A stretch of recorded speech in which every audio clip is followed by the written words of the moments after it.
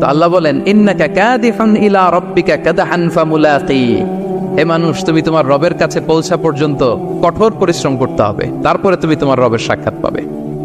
তার মানে এই দুনিয়াটা হচ্ছে পরিশ্রমের জায়গা প্রিয় ভাইরা। এখানে পরিশ্রম না করলে সফলতার দেখা মিলে না। বাঁচতে হলে, সারভাইভ করতে হলে, টিকে থাকতে হলে আপনাকে পরিশ্রম করতে হবে। এই পৃথিবীতে কেউ কাউকে জায়গা করে দেয় না, এখানে জায়গা করে নিতে হয়, ঠিক কিনা বলেন? আপনি যদি পরিশ্রম করেন, পরিশ্রমে যে ঘাম ঝরে শরীর থেকে, পরিশ্রমের ঘামে জন্ম নেয় সফলতার বীজ। আপনি যখন হাড় ভাঙ্গা পরিশ্রম করবেন, এই পরিশ্রমে যে লোনা পানি বেরোবে, যে ঘাম বেরোবে, এই ঘামেই জন্ম নেয় সফলতার বীজ। এবং সফলতার কোনো শর্টকাট হয় না প্রিয় ভাইরা।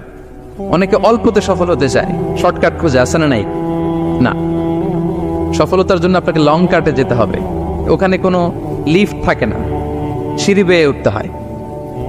অনেকে চায় যে সফলতার লিফটে উঠবো, সুইচ চাপবো, সাকসেসফুল ইন লাইফ। না, এত সহজ না, আপনাকে সিঁড়ি বেয়ে উঠতে হবে।